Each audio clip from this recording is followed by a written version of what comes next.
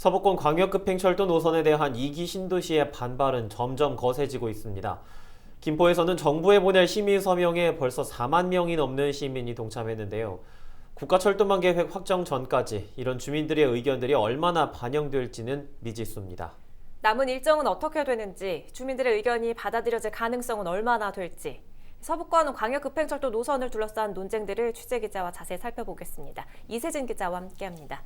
이 기자, 우선 이것부터 짚어보죠. 2기 신도시 주민들이 정부에 요구하는 것들, 구체적으로 어떤 것들입니까? 네, 김포시가 지난 주말 시민 청취회를 거쳐서 정리한 지역민들의 요구는 이렇습니다. 당초 정부가 언급한 광역철도 노선을 축소하거나 제외한 것은 2기 신도시를 우롱한 처사다. 서울을 지나는 서부권 광역급행철도 노선과 서울지하철 5호선 김포 연장안을 정부 계획에 반영해달라. 더불어 주민들은 지난 공청회 결과에 대해서 국토부가 충분히 납득할 만한 근거를 제시해달라고 요구하고 있습니다.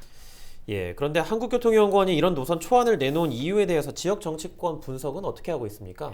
네, 일단 지난 공청회에서 한국교통연구원 측이 언급한 이유는 이렇습니다. 타당성이나 수도권 지방 간 투자 균형, 그리고 기존 노선의 영향을 종합적으로 고려했다. 그러면서 언급한 말이 있습니다. 한번 들어보시죠. 사실 지자체에서 저희한테 제안한 노선은 상당히 긴 노선이었고요.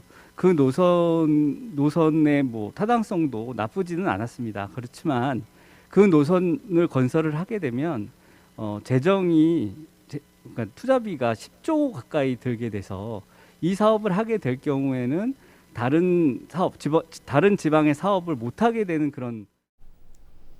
네, 이렇게 과도한 투자비에 대한 언급이 있었는데요. 아시다시피 인천시 제시안인 이른바 Y자 노선은 10조 원 규모, 그리고 경기도 제시안인 김포 하남 노선은 5조 원 규모입니다.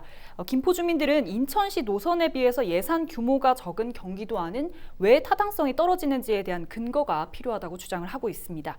설명이 충분하지 않다 보니 일각에서는 다른 속내가 있는 것 아니냐 이런 이야기도 나오는데요. 이번 주민청취회에서도 정부가 서울 남부를 포함한 집값을 우려해 2기 신도시 교통대책을 망설이는 것이 아니냐 이런 지적이 나왔습니다. 이 부분에 대해 지역 정치권에서는 어떻게 보고 있는지 물어봤는데요. 직접 들어보시죠. 그 자체가 조금 잘못된 근거라고 생각이 들고요. 그러면서도 한편으로는 아까 말씀드렸던 것처럼 이 경쟁 구성이 있었던 것이 상당히 우리 김포에게는 부담스러운 문제였다는 생각이 들어요. 납득할 수 없다라는 거는 박 의원 역시 주민들과 같은 입장인 것 같은데, 그렇다면 정치권에서 어떤 대응이 필요할 것 같습니다. 어떤가요? 네, 그 부분은 김포 지역 정치권의 공동 기자회견 발언으로 한번 들어보겠습니다. 절박한 요구가 또다시 거부된다면 시민들의 목소리를 대변해야 할 모든 수출직 공무원들은 50만 김포 시민들의 저렴한 요구를 받아 강력한 시민행동을 적극적으로. 네, 이렇게 강력한 직접 행동을 하겠다라는 언급을 했는데, 아무래도 일각에서는 지역 정치권이 삭발이나 단식을 해서라도 주민 의견을 관철시켜야 하는 것 아니냐 이런 말까지 나오자 이런 여론을 의식한 부분이 아닐까 하고요. 이날 정치권은 정부와의 정책 협의, 그리고 청와대나 민주당 지도부까지도 면담을 고려하고 있다라고 답변을 했습니다. 강경 행동에 대해서는 망설이거나 주저한 적은 없다면서도 시점이나 상황을 고려해야 할 문제라고 덧붙였습니다. 그렇군요. 주민들이 결국 가장 궁금해하는 건 이걸 것 같습니다. 지역 주민들의 입장이 실제로 국가철도망 계획에 어느 정도로 반영이 될 것인가, 이걸 궁금해할 것 같거든요. 어떻습니까? 네, 정부는 일단 다음 달 철도망 구축 계획을 확정합니다. 다만 확정 전까지는 의견 수렴 절차를 거쳐야 하는데요. 김포시는 우선 이 의견 수렴에 활용할 주민 의견과 서명을 모으는 데 집중하고 있습니다.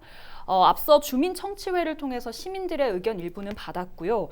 지난 6일 시작한 시민 서명 운동에는 나흘 만에 4만 명을 넘는 시민들이 동참을 하기도 했습니다.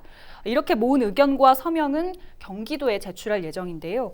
경기도는 24일까지 김포시를 포함한 각 지자체의 의견을 취합해 국토부에 전달할 예정입니다.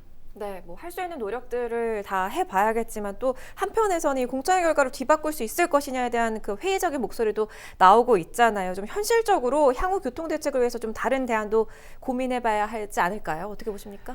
네, 실제로 지난 김포시민 청취회에서도 그런 의견이 있었습니다.